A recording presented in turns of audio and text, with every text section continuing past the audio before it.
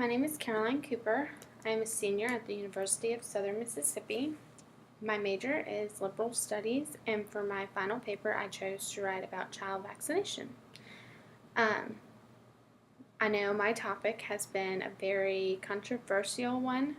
here in recent years, and a big role behind that being so is social media, because it plays a huge role in that, because with social media, anybody can publish anything on there and put out false or not false information for people to see, and people,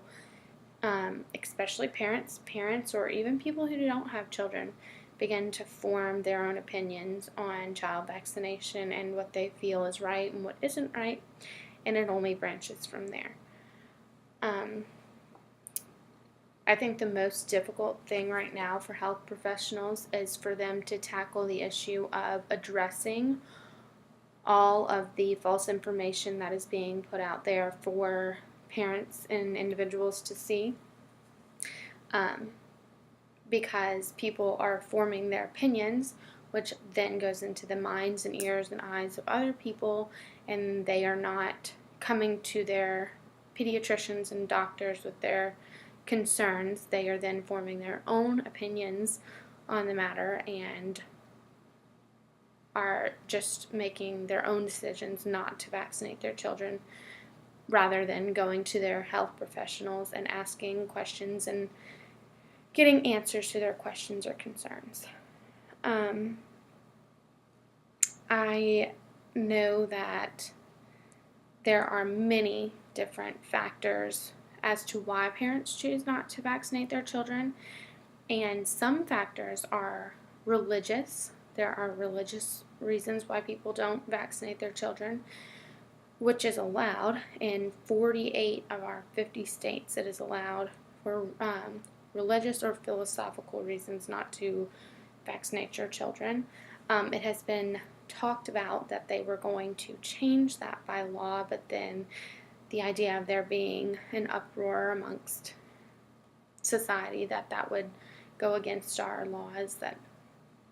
would not be right, freedom of speech. They have chosen not to do that thus far, but who knows, in upcoming years they may choose to do otherwise. Other reasons that people are choosing not to vaccinate their children are the concerns of the amount of vaccines that are given to a child at once. So when you have an infant and they start to get their shots, they can get up to 6, if not more, vaccines all at once. But health professionals and doctors and scientists and researchers have put in many hours and time in researches and all different sorts of things have gone into why they are getting the amount of vaccines they're getting at the times they are getting them. So you may have an infant that gets 4 shots all at once, and then their next visit they only get 1 shot, and the next visit they get 5 shots. But there's reasons behind all of that, and the doctors and researchers and scientists and pediatricians, they have uniquely paired those vaccinations together because they know that they won't have adverse effects, which leads me to another reason why people are choosing not to vaccinate their children, because they believe that the vaccines themselves are having adverse effects that are long-term, when in reality, or if you look into research and you look into the scientific side of all of it, all of the evidence that people are saying points to that, it's all non-conclusive or inconclusive, and there is no firm evidence that says that these vaccines are causing long-term effects. If anything, side effects such as fever, achy, and soreness, those are all short-term effects that can actually be prevented by just taking Tylenol or Motrin after these children get their vaccinations. In any cases where there were quote-unquote long-term effects, those cases then get pulled into an even deeper investigation where the doctors who have given the patient those vaccinations and researchers and lawyers and all, there's a whole team of people that will pull those cases and look farther into them and dig deeper into why those long-term effects happened. And all of those cases have come back inconclusive also because there's other factors that play into it. So there's no firm case, or there's not one case where there was a long-term effect that they have said, yes, in fact, it was the vaccine that has caused this. Another thing that parents are concerned with when getting their children vaccinated is the link between autism and the MMR vaccination, which is the measles, mumps, and rubella. Correct me if I'm saying that wrong, but so they believe that through getting this vaccination, it is linked to autism or even autism spectrum diseases or disorders, which this has also been proven that there are no cases. In my paper, you will see that there is a case presented where they did a research where they pulled kids who were vaccinated with MMR and kids who were not vaccinated with MMR, and on both sides there were cases of either autism or ASD, autism spectrum disorder, and they could not find any kind of evidence that linked one or the other, where they were or were not vaccinated with MMR, and it caused the child to have autism or an autism spectrum disease. There's also another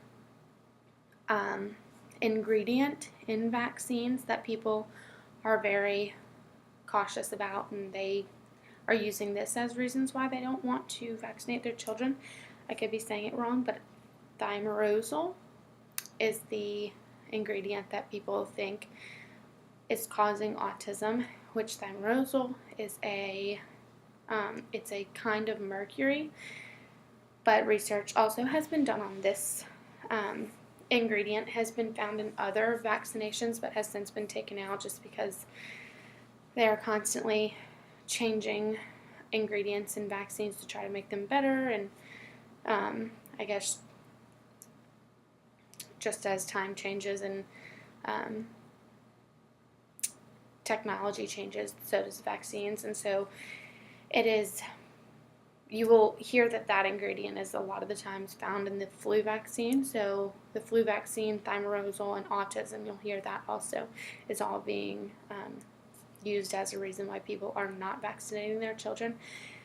But the research done on that ingredient has said that the amount of thimerosal found in the flu vaccine is none greater than your child would be exposed to naturally. So if they were outside, or they said that thimerosal is found in breast milk, so if you're breastfeeding your child, your infant,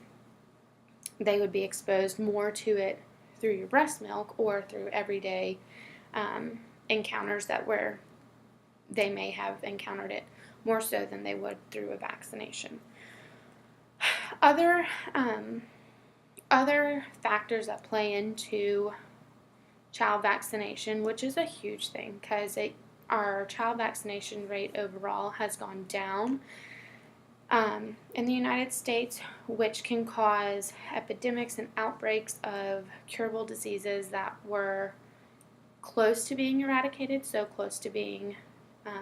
no longer existent, such as smallpox, which we had a vaccine for smallpox at one point and no longer do have, which is awesome and fantastic, which I also think that people tend to forget that vaccines can be good, that it can eradicate diseases that were once killing and harming thousands of people that we no longer have to deal with. But a big thing is doctors have to address the issues that are being brought to the public's attention. They need to come out and share the importance of vaccination and why even delayed vaccination can pose threats to not only your children, your family, but also your community. If you are to read my paper, you will learn lots more about child vaccination and the importance of vaccinating your children or getting your friends and family to vaccinate their children, but also being sympathetic or empathetic to those who choose not to, because you never know the reasoning behind it. It could be medically advised by a doctor, because you never know what that child has gone through. And also, what you'll learn is that every child is different, every family is different. So if you're predisposed to something, if you have a medical history, there are numbers of reasons why one child's vaccination time schedule will be different from another's, but it all boils down to talking to your health professional, your child's pediatrician, your doctor, about what is going to be best for you and your child, and also to keep in mind what is best for your community. Thank you so much, and enjoy my paper.